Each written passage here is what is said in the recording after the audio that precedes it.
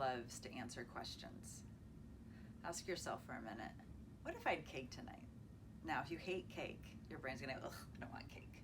If you like cake, your brain might have started thinking about all these different types of cake you might want to have tonight. And if you're on a diet and you like cake, you might be going, Dr. Kate, come on, why would you do that to me? So what we did here in the next exercises that we're going to be utilizing is teaching the brain how to ask questions that facilitate a curiosity and an investigation into building resiliency. Now, I'm not going to leave you on the cake fixation, so here's a different question. What if I had salad? What if I had salad? What if I had salad? What does it feel like when I eat a nice, crunchy, fresh, leafy salad? Now, again, if you hate salad, your brain probably is going, stop it. But if you like salad, or if you're saying, wow, one of my New Year's resolutions is to eat more salad, then your brain might be thinking about, wow, I did make that resolution to myself that I was going to get more greens this year. And your brain might be thinking about it, wow, it feels kind of good when we eat more salad. What if we did have a salad tonight? And you might be leaning in that direction a little bit more.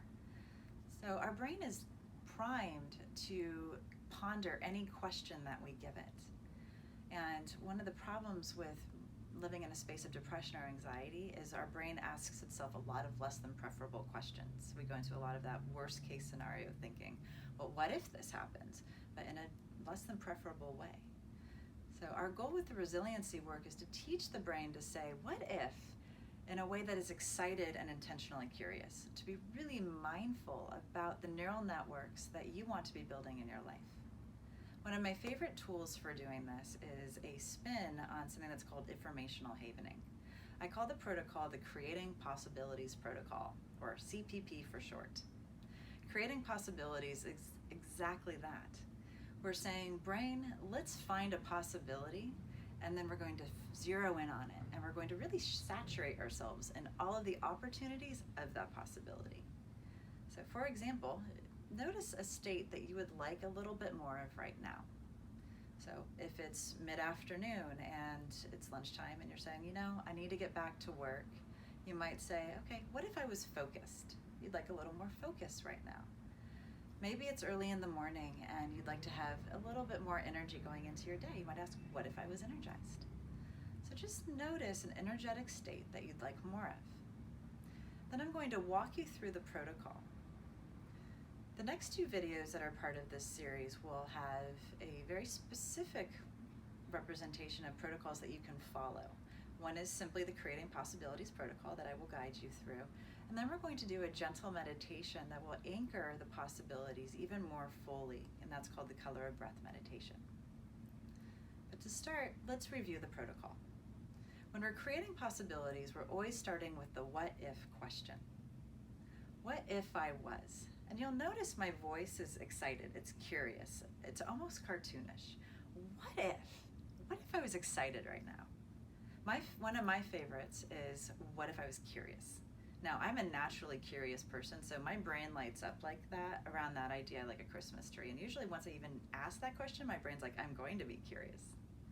But we want to start with the question because we're pondering, we're positing, we're opening up the opportunity for the brain to think, is that something that's viable or doable for me?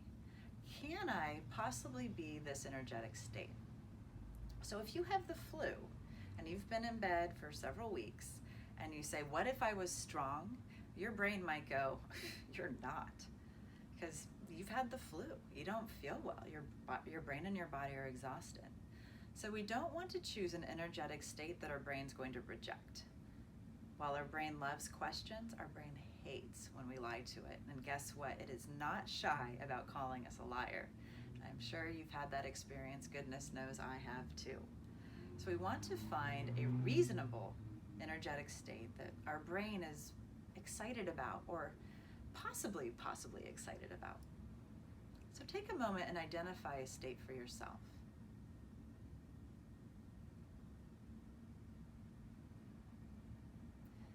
Now that you have that state, we're going to ask that what if question and start applying the self-havening touch.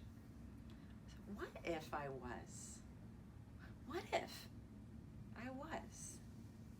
Gently filling in the blank with with whatever your chosen state is. What if I was? What if I was?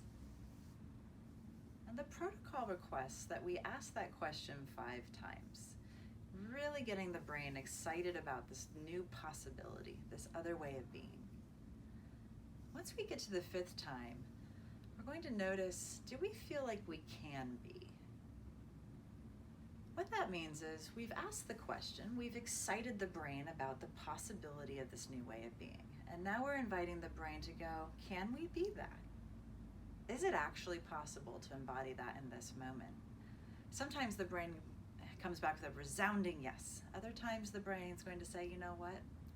I'm still in the possibility questioning phase here. And so if the brain says maybe, we're not going to try to shove the brain in the direction we want it to go in, because that means that our little primal brain, Amy, she has some hesitation. And so we still want to be mindful to be really kind and considerate to her. If your brain says maybe, I invite you to go back to the questions. What if I was? And walk through that 5 more times, really noticing the state and what it would feel like to be that way. And that might be the end of your Creating Possibilities protocol. In that type of situation, what you're effectively doing is planting the seed for a new neural network. So it's not as though this has been a waste of time at all because you stayed with the question phase. What you've done is start to lay down the opportunity for a new flourishing garden to feel the way you've chosen. What if I was strong? Well, I'm planting the seed, and we can continue to water that seed with the Creating Possibilities protocol, always being mindful to make sure that our brain is in alignment with what we're saying. Now, if your brain did say, yes, I can absolutely be that way, then we're going to move into the same process. I can be. I can be.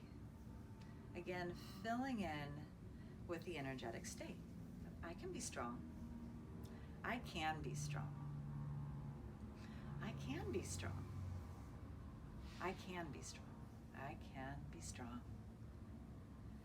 Noticing and inviting. Once we've done the I can be's, then we're going to again check back in with our brain and our body. We might ask, do I deserve to be? If you get a resounding yes, you go, great. You might ask, will I be? If you get a yes, great. You might ask, on a scale of 0 to 100, how completely true is the possibility that I am feeling this right now? Now, if you're at a 90 or above, I invite you to go into ownership of that chosen energetic state. I am blank. I am strong. I am curious. And again, as you apply the self-havening touch, take ownership of that affirmation 5 times. Now, any step of the way along the protocol, you have your what ifs, your I can be's, the I deserve to be's, or I am's. If you notice that your brain is hesitating, go back to the previous statement where your brain said yes. We don't want to push the brain too quickly. We cannot make a flower bud overnight. We are gently watering and tending to the garden and building that new neural network so that that chosen, healthy, and empowered energetic state becomes true, that it's organic, and therefore it will be sustainable.